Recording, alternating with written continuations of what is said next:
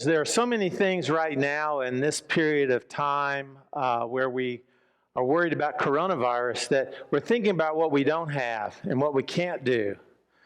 But we're here in church today to remember that there is one thing we can do, and it's something we should do, and that's be thankful to God.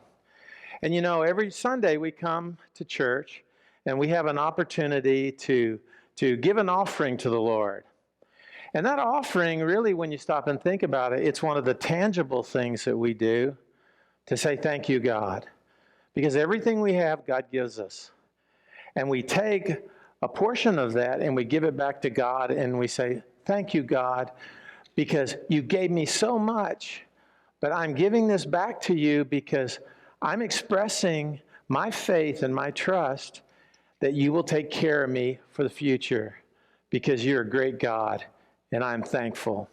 So today, as we're together here in church, let's remember to show God our thanks in our offering, because that's one of the important things we do in the rhythm of our life, and that is that we worship the Lord and we also give him thanks.